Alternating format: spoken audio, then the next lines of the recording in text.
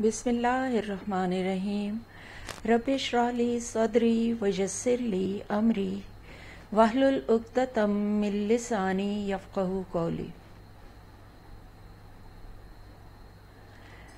Dear students, Assalamu alaikum and welcome to Pakistan School Muscat in Islamiyat class.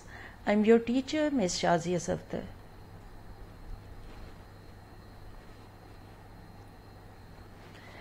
Today we are going to revise unit number 21, Salah and its conditions, and unit number 22, Ruku and Sujood. By revising these lessons, the students will be able to strengthen the concepts studied in this lesson. The students will be able to remember the gist of the lesson.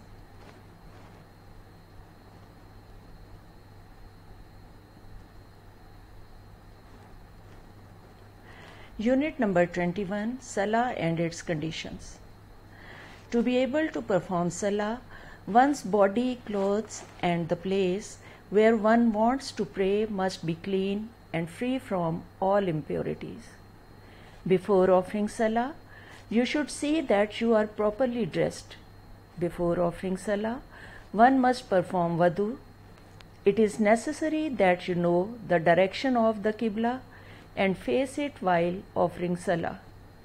Each of the Salat must be offered on prescribed time or during its proper time. No one should perform Salah without fulfilling these conditions.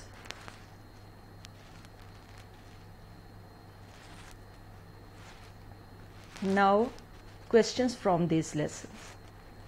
What is the reward of the 5 daily prayers?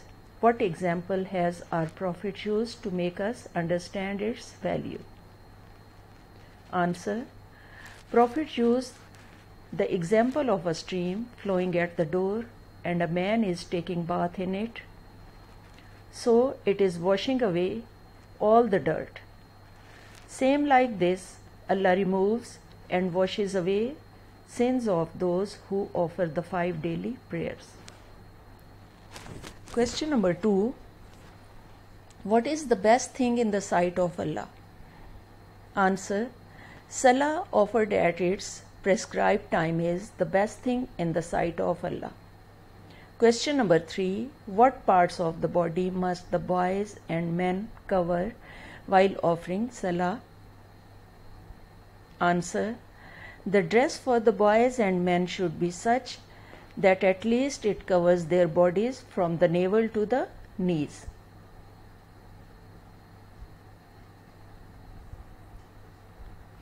And now question number 4.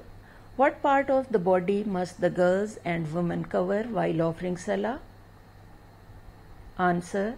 Except for their hands and faces, they are required to cover their whole bodies and hair of the head. Question number 5. What conditions control the act of Salah? Answer. The conditions that control the act of Salah are: number 1, the niyyah or the intention. 2, the tahara means purity of body, clothes and the place. Number 3, covering the parts of the body. Number 4, wudu. Number 5, facing the Qibla. Number 6, performing it on the prescribed time.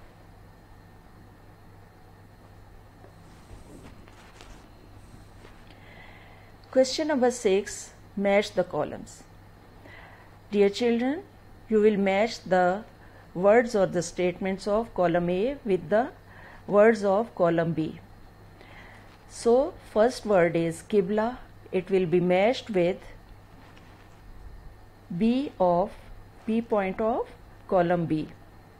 Qibla will be matched with direction of Kaaba. The niyyah will be matched with the intention.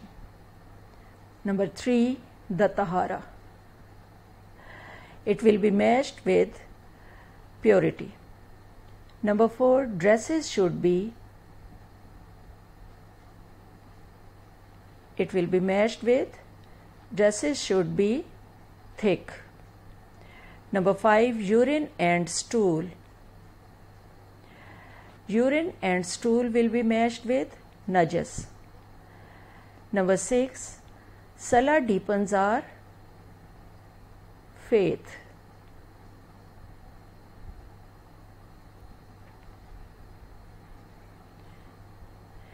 Dear children, let's start the second unit.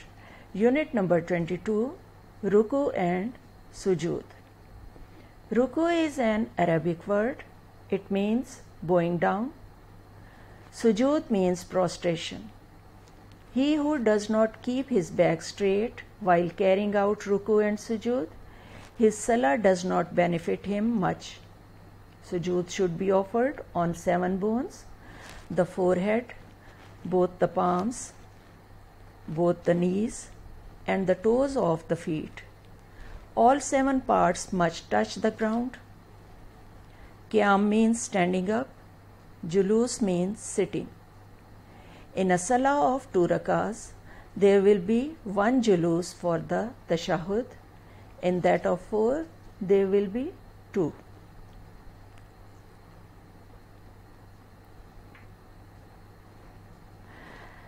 Dear children, let's do question answers from this lesson. Question number 1 is, what do you mean by ruku? Answer, it means bowing down. Question number 2, the verse stealing is to steal from salah. What does that mean? Answer, that means not to carry out the acts of salah properly. Question number 3 is it correct to lift up toes while in sujood? Answer, no, it is wrong because it makes salah faulty and incomplete.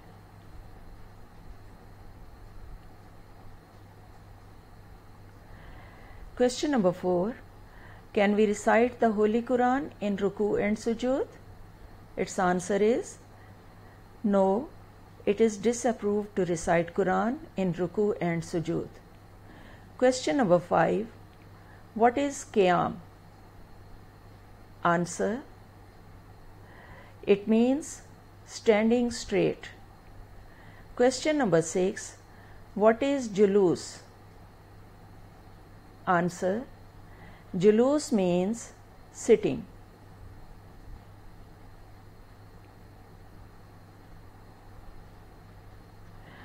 Question number 6, fill in the blanks. There are blanks in every sentence. You have to put proper words in these blanks. Number 1, the dash stealing is to steal from salah. The answer is worst. Number 2, the Prophet said to go and dash salah again because the man offered salah hurriedly. The word offer will come in this blank. Number 3, sujood should be offered on dash bones. The answer is 7. Number 4, ruku is an dash word. Ruku is an Arabic word. Number 5, salah is one of the 5 dash of Islam. Here will come pillars. And now question number 7, answer true or false. Dear children, you will tell either these statements are true or false. Number 1, it's wrong to lift up toes while in sujood. Yes, this is true sentence. Number 2, elbows should not raise high in prostration. The answer is false. Number 3, dua said in sujood is answered by Allah. This statement is true. Number 4, it is approved to recite the Holy Quran in sujood and ruku. It is false. And number 5, you should raise your middle finger while reciting Shahada. It is also false.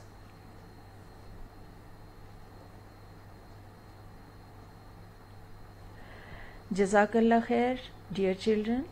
Take care. Allah Hafiz.